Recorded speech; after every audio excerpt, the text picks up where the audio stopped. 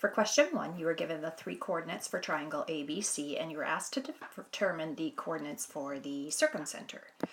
So the circumcenter we know is the intersection point of our perpendicular bisectors. So we need to get the equations of the perpendicular bisectors.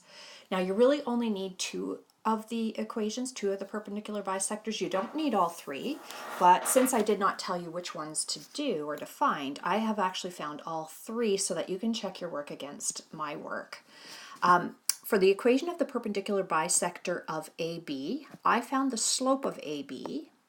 The line that's perpendicular to it, its slope is the negative reciprocal. So I got a slope of positive 7/4 to be the slope of our perpendicular bisector. And to bisect, we know that the line, the bisector, is going to pass through the midpoint of AB. So here I calculated the midpoint of AB. So now what I've done is I've taken the slope of my perpendicular bisector along with this point that the perpendicular bisector goes through, and I put them in the equation y equals mx plus b, and I solved for b and came up with this equation here. I also did that to find the equation of the perpendicular bisector of BC. I found the slope of BC.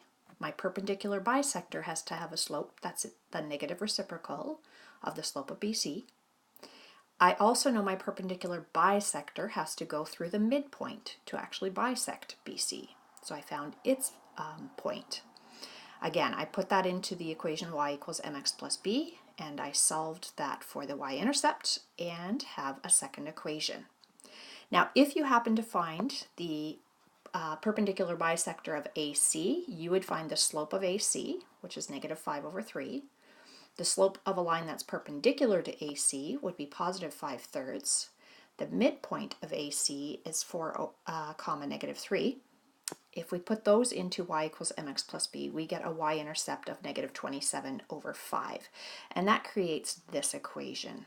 Now this one's the most complicated of all 3 because it has 2 fractions to deal with versus the second equation that I've underlined in green, which has no fractions, or the first equation, which I underlined in red, which only has the 1 fraction.